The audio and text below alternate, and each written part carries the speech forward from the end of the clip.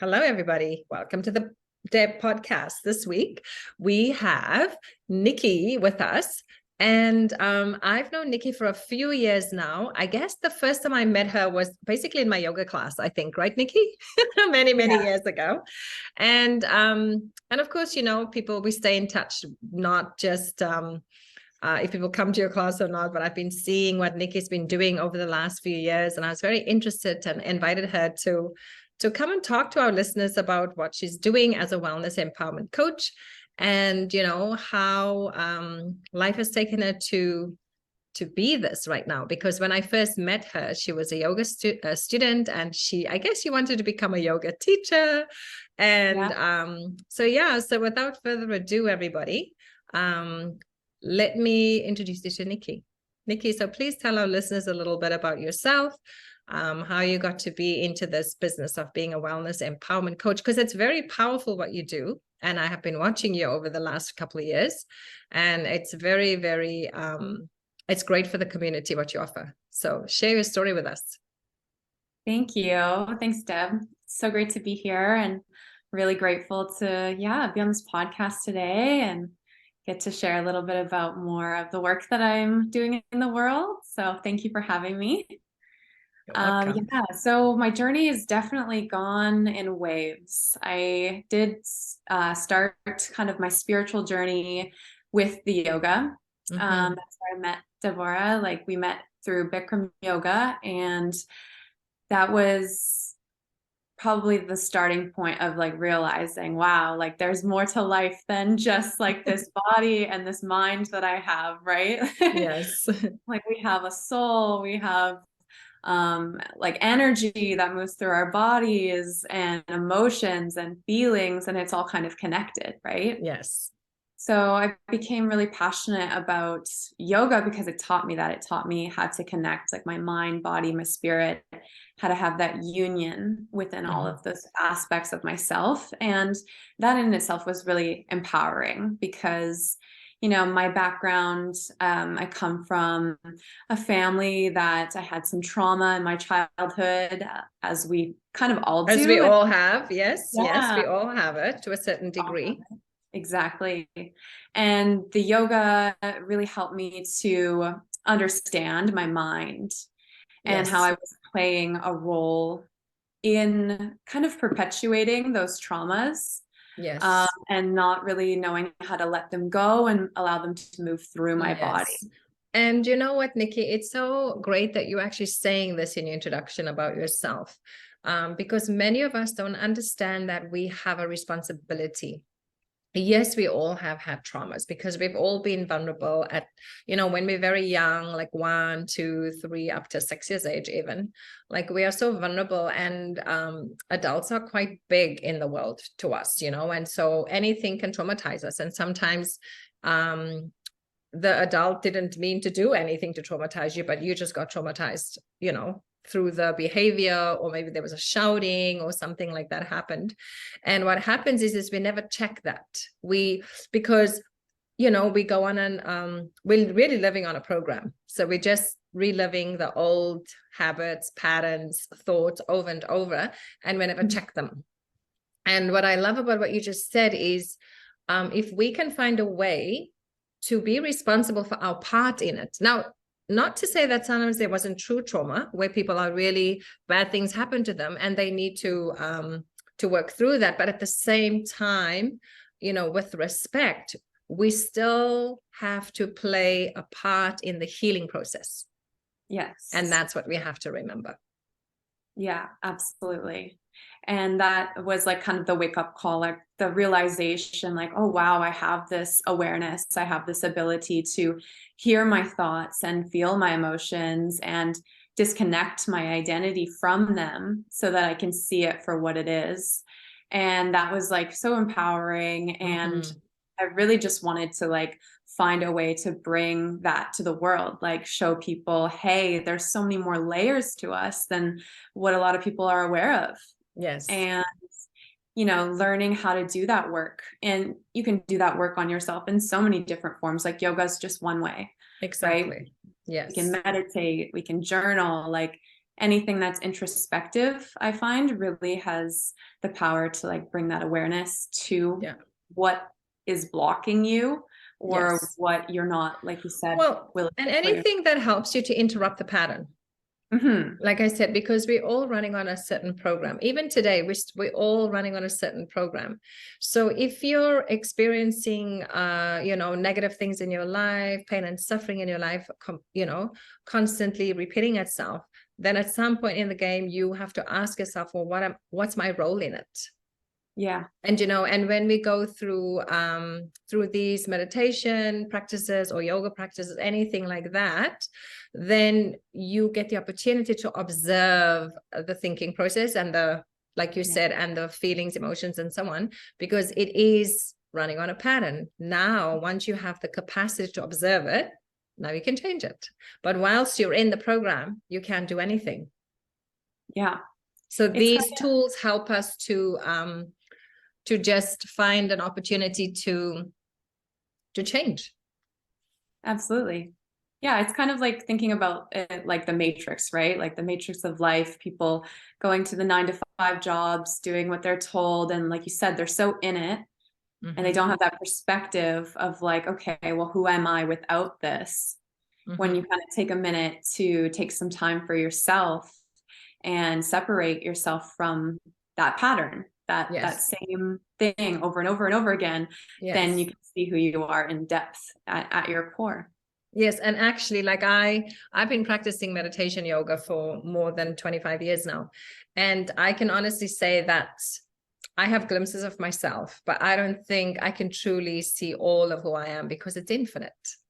Yeah. And so in every moment you have an opportunity to have a glimpse of yourself when you're sitting in meditation. And then the more you sit in meditation, or the more that you've done a yoga practice, then the more your life becomes a meditation, and then you can honestly say each moment, instead of thinking like how I want the moment to be, you just wait for the moment to to kind of unfold, and then you become part of that moment. Instead of like, in the past, for me anyway, it was like that.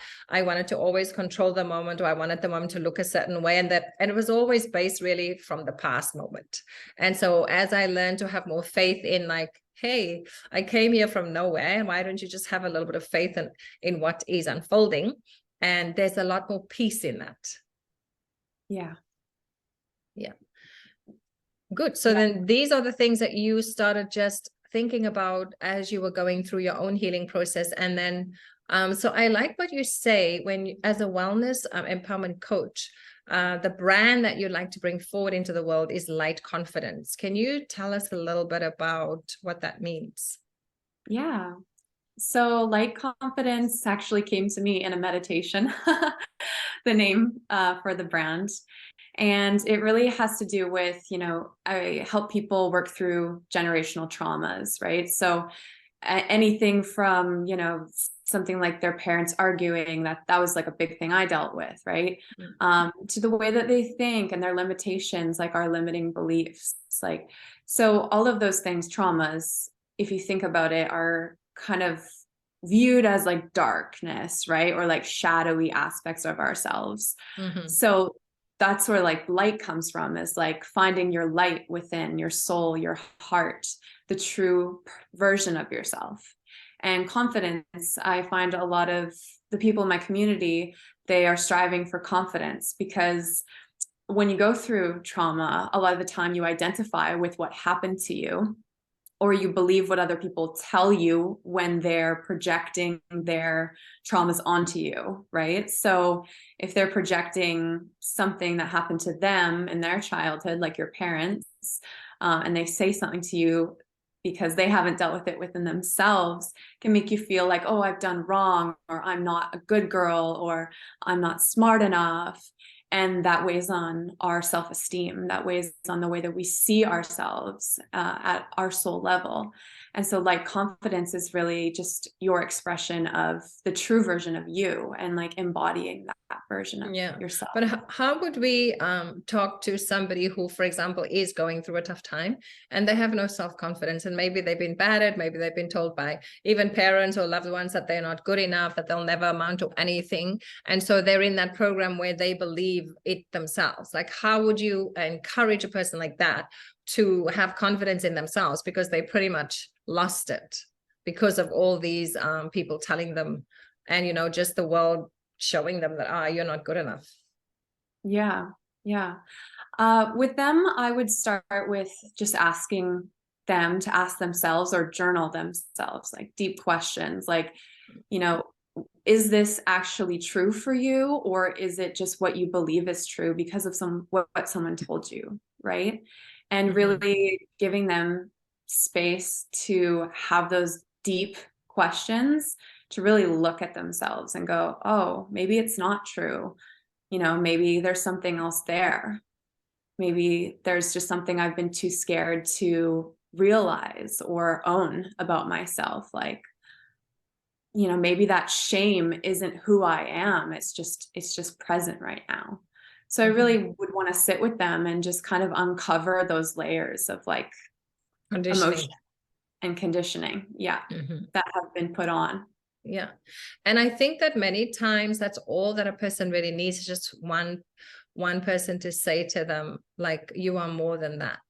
You are more than those, you know, what people told you, more than even what you believe. Like, and if you can just make a crack, you know, so that you can get a little bit of light in there, then they can start to maybe believe in themselves again, and to find that confidence in themselves again. Because it is hard, you know, when we're living in a world that is always projecting everything to be perfect. You should be perfect. You should look perfect. You should have the perfect job and the perfect education and the perfect family. And of course, I mean, let's face it, not all of us fit into that cookie jar, you know, that cookie cutter. And so when people don't fit in that cookie cutter, then oftentimes they feel like they're not good enough. But feeling good enough probably is not so much about what you do in the world, is about who you are. Yeah. And absolutely. we all are the special, unique human beings. We all have this unique ability to connect with our true self. And I think that when we get an opportunity to connect with the true self, then we become empowered. Absolutely. I agree with you there. So in your name, when you say Wellness Empowerment Coach, does this wellness then involve and include all aspects of the self, like the physical, the mental, the emotional? Yeah, absolutely. Like with the wellness aspect, it's really about giving the tools to the clients so that they can, you know, dive deeper into those areas of their mindset, but as well as their physical body, like doing things that honor themselves, right? So journaling or taking a bubble bath, if that's what it means for you, like a lot of self-care practices, because I feel that our society is so driven to having results and being productive and doing things for other people, which is great. And like all of that has its place, but giving people tools to really take that time to have their self-care and have that space to discover different aspects of themselves. I feel like that's the most empowering thing that you can give to a person that has kind of lost who they are at their core is, okay, go journal about 10 reasons why you're beautiful inside and out. You know, it's just so simple, yet they probably aren't doing that on their own on a day-to-day basis, right? Or 5 reasons why you can love your body just exactly how it is right now. Yeah. You know? Yeah. So a lot of the work I do is definitely like journaling and prompts, because I find our thinking creates like our feelings, right? Of course. And our thinking is the problem because we're on a program. And until you actually stop and understand you're running on a program and understand that you have free will to change it, that's when the real work can happen. But when you're talking about honoring, like I feel like perhaps even our listeners and a lot of people don't even really understand what that means. When you say take time to honor yourself, yeah, you know, what does that look like for normal people? Like when you have a client that comes and you can see that they have not been good to themselves, they haven't loved themselves, they haven't honored themselves. Like, how would you then help them to come back to this honoring of the self? Because I don't think that most people understand this, that if you don't exist, then nothing that you have an interaction with in the world exists. Because you're not there. So, I mean, it would make sense to me then that you are the most important person in your life, because without you, none of those things would exist, right? So then I don't understand why it's hard for people to honor who they are, because without them, the whole thing, is just blank. Absolutely. I feel like with honoring the self, it's a lot of like, you first have to know who you are, right? So we do a lot of this foundational work so people can learn like who they are. And then honoring the self is really like, how do you feel? Do you feel really, really good about your choices and decisions? Or do you feel like you're overextending yourself and doing things that maybe aren't aligned for you just to please other people? Right. And a lot of that is true in our world. People are saying, yes, I'll do it. Yes, I'll do it.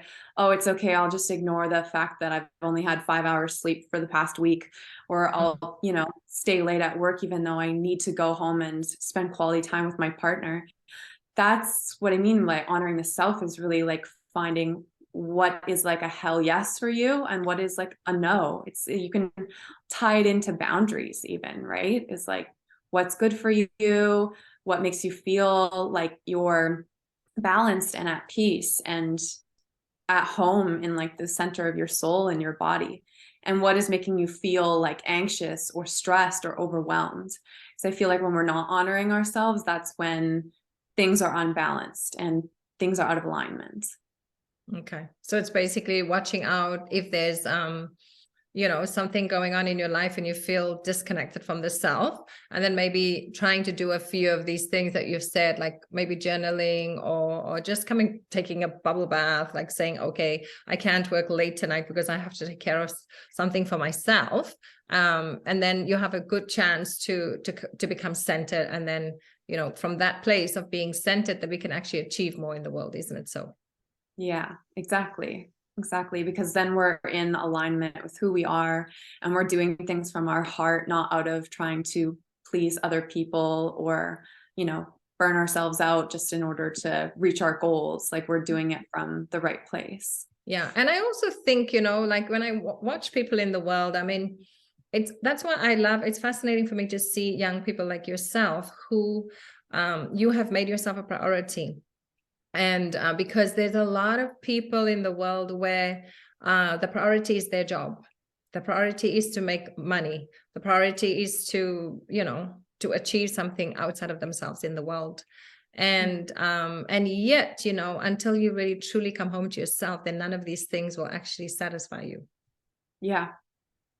Yeah. I feel like all of them are just externals, right? Like it's just even like, oh, I'm going to change the way I look because it's going to make me feel good for a few days or a few weeks or maybe a year. And then you get over it really fast because it's not permanent. But the inner work, the soul work is like, once you reach that next level, like you don't really go backwards very easily, right? Like you're like, no, this is who I am. I know this is who I am. You keep growing, you build that foundation, you know yourself, and that's just a different kind of accomplishment because it gives you so much more certainty, I guess, in your life. Yeah. Like, but how can we encourage young people listening to this podcast actually to find the balance between, of course, we have to pay our bills and we have to have jobs and, stuff like that, but how to strike the balance between that kind of work and the inner work that needs to be done? Yeah, that's a great question. I feel like maybe even taking a certain time of your day, like let's say 80% of your day, to get the practical things done. And like kind of put it in that frame in your mind, right? Like 80% of my day is for practical things. Like if I'm busy, I'm working, I'm cleaning my house, that's 80%. And then leaving the 20% for the self-care, for the wellness practices, for the things that are going to fill up your cup, right? And I find doing them in the morning is such a huge game changer. Like if you can create space in the morning, even 10 to 15 minutes for yourself, Yeah. as soon as you get up, it's like you're filling up your cup before you reach out to anybody else, before you're on your phone, for you're connecting with other people. Because again, it's like that moment that you're connecting to your soul and really coming back to yourself. Yeah. I think if you put that on your list, right? If you have a to-do list or a get to-do list. Yeah. Just wake up 20 minutes earlier and do that. And I have to say, even for myself, like for years now, like I can't even count how many years, like many, many, many, many years, I have done that. Before I do anything else in the morning, I take the time for my meditation. I don't want to check my phone, because again, what happens is if you wake up in the morning and you go straight scrolling to your phone, you're picking up exactly what you left off the day before. There's no chance for you to create anything new. Yeah. And there's no chance for you to even catch out the program that you've been running on. Yeah. So this early morning, before you do anything, gives you an opportunity to reset and to leave some of those things in the past, because, you know, they might not serve you today. But if you don't do that, if you go straight back into your Instagram, whatever it is people are doing, messages, emails, then you're just not giving yourself an opportunity to have a new day. You're just picking up from where you left off yesterday. And every day has the opportunity to be new and different if you allow it. Yeah. And like you said, if you keep going, you're just in the program still. You're in the program. And the biggest gauge too for people that are like, okay, that all sounds great, but like, I don't want to get up 10, 15 minutes before, right? Yes, There's always that objection. The mind's always going to be like, yeah, it sounds good, but I don't really want to do it, you know? Yeah, yeah. I feel like the best thing to do is really give yourself a goal of like, okay, I'm going to do this. Commit to yourself for 5 to 7 days, just like a week. Commit to yourself and really view it from that lens as well, that you're making this commitment for yourself, that you're going to wake up 10, 15 minutes early, decide what your practice is, and just be with yourself and give yourself what you need. And then don't do it for a week and just gauge how you feel and see what changes for you. What's different? What opens up when you do it? Do you have different perspectives in life? Are you able to have more energy? Are you able to connect with people differently? And then go back to the way it was and just see, like, is that serving me more, or is me creating this time for myself really making that big of a difference? Yeah. I remember many years ago, there was a time when I couldn't fit in my yoga practice. And if I had to get up at 5 in the morning, if I didn't get up at 5, I wouldn't fit it in. But for probably a whole year, that particular year, I got up at 5 every morning so that I could do my yoga practice. Because if I didn't get up at that time, I wouldn't do it. And I can honestly say, truly, even now today, when I do my practice, I feel very blessed, because all those years of putting in the hard work has helped me to now enjoy my practice without like really no issues. Yeah. Because, you know, I did the work. You put the work in, and then, you know, you're going to get the benefit. It's like just you deposit money in the bank, you can live off the interests. Yeah. It's the same thing. So deposit into yourself, because you're worth it. You know, because the older you is going to thank you. Because what happens is, when we're on this autopilot, you know, on the program, when you interrupt it through meditation practice or yoga practice or any other practice that you want to do, when you interrupt the program, then it gives you the opportunity to create something new. You know, and when you can, and that's the powerful thing that we have as human beings. Like animals don't have that. They don't have that free will where the animal gets hungry and they kill something and they eat it. They're not going to think, oh, I'm going to kill all these now and then I'm going to keep it for like a month. They don't have that. They just don't have that, right? They're just like, in the moment, this is what's going to happen. But for us human beings, you know, we have the capacity and we have free will to choose. And that's our blessing, is that we can always choose something different. But first you have to become aware of the program, because a lot of people, they get so stuck in the pain and suffering, and then also numbing themselves because they don't want to feel the pain. So drugs and alcohol and all kinds of things that people go through to numb, but it doesn't solve the issue. Mm-hmm. It's just like covering it over a little bit, and then the next day it's worse. Yeah. Right. It's not solving the core. No, it isn't. And I think if we just understand like truly who we are, and that we can do anything, we can heal ourselves, we can save ourselves, and only we can do it. Like nobody else can really do it for you. Yes, it's so true. I love what you said, Deb, about basically being present, right? Like having that time in the present moment. That's what gives you the ability to be creative, to have a new experience. Because in the program on autopilot, like there's no space to be creative because you're just in survival mode. You're just going, you're just doing. Yes, because you're really coming from the past. Like you're just coming from what your brain has recorded that's happened in the past. And I mean, we've heard it. So many people have said this thing, you know, the only thing we have is the present moment. Mm-hmm. But yet our mind and our emotions and our feelings keep running on this program from the past. And you cannot see the gift of the moment because you're stuck in the past. Yeah.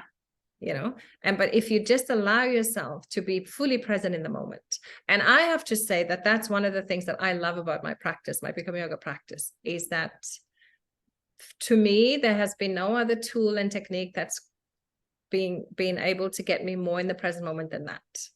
And that this comfort, you know, that you feel in that room helps you to become present. Yeah. And then it kind of like it interrupts the programming, and then you can make new choices. And I can honestly say that that's been one of the biggest blessings, is the capacity to create new habits, new choices, better choices. And then all of a sudden you see that, after maybe a couple of years, your life is just completely different. Yeah, totally. But you have to start. Yes, you have to start, and you have to commit to yourself, because it is a practice, right? It's not like a weight loss program that's 30 days and then you reach your weight and then you stop and you go back to the way it was. Like it's a lifestyle change. It's a new way of behaving and showing up in the world, of being. And really, it's funny, like we say, we have to change, and it's we have to change, and it's a lifestyle and so on. But yet, like I would say that it's an opportunity to come back to yourself. Yeah. It really truly is, because you will find, and I think I've heard this about meditation. It says meditation doesn't do anything really for you. It just shows you what you are not. Because we have sometimes a distorted belief of who we are. And when you start a meditation routine, like all these things fall away, and only the true self stays. And then you can truly see yourself for who you are. Yeah, the rest is just noise, background noise. Yes. So I really think, if listeners out there, like, commit yourself, like Nikki said, like try it for a week, try it for 5 days. Like say to yourself, okay, I'm going to wake up 15 minutes early in the morning and I'm going to do a guided meditation. If that's the only thing you do, I remember all those many years ago when I first started practicing meditation, it was not easy. I had this monkey mind. My brain would not sit still. It was just like racing everywhere. And it's like, I got to do it again, and every day again and again and again. And it wasn't so easy to begin with, but don't give up. You keep trying. And if you miss a day, it doesn't matter. You try again the next day. And then over time, you're going to see that your mind will just quiet down. And that's where you get the peace. That's the place where you want to be. Yeah, and from that place you can create. Yeah, it's the space, right? A lot of people say, I want mental clarity. I don't have a vision for my future. Like there's too much noise. I have too much in my head, or too much energy, anxiety, stress. It's like, you got to be able to get yourself to that present moment. Like you said, Deb, to have those thoughts kind of melt away, calm down, slow down, so that you can be with the truth, like who you really are. Who you are. Yes. And I remember when we first met, actually, you really wanted to become a teacher of yoga. And I think that being probably for you, being a wellness empowerment coach is the same as being like a teacher of yoga or meditation or anything, because you're helping people. And how do you find, like, because for me as a teacher, as a yoga teacher, I've always enjoyed it so much because I get the opportunity to teach it and to practice it and to see it from these two different aspects. Tell us a little bit about how does that feel for you as a coach? It's really cool. I love it because when I'm coaching, I'm also, like you said, learning. I'm learning.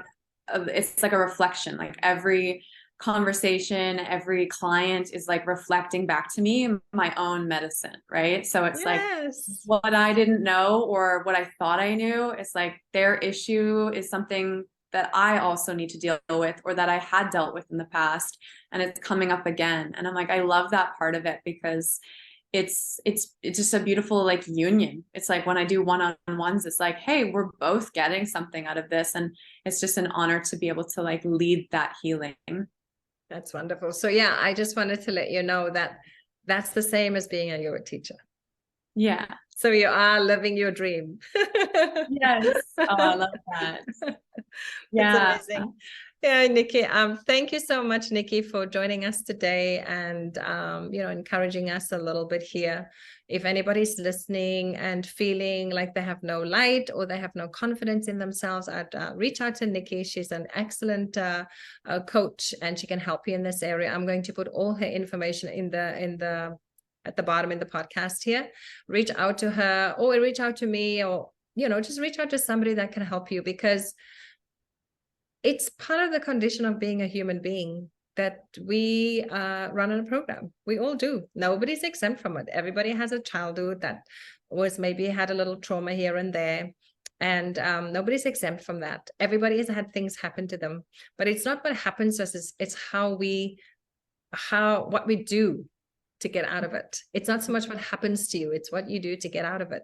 So there's healthy ways to get out of it, and without blaming, because I honestly feel that that's where people get stuck, is that there's so much blame. It's like that person's fault, or this person divorced me 10 years ago and that's why I'm in this situation. I was like, hello. You are the most powerful person in the universe. Like, you can do anything. Like, wake up, right? So if you're feeling that you need a little bit of help, please reach out. We're always here to help. Thank you so much, Nikki, for what you do in the world and for who you are. And it's just wonderful for me to see, like, I think I met Nikki probably like maybe even 10 years ago. And it's always wonderful for me to see how she was inspired through the yoga, and she learned so much about herself through the yoga, and she wanted to share that. And it's like, what a better way than to keep learning and sharing the thing that makes you grow and that helps other people to grow, to truly be present and see who they are, truly who they are. So thank you for all the work that you do, Nikki. And thank you so much. Yeah, it's so lovely to have you on our show.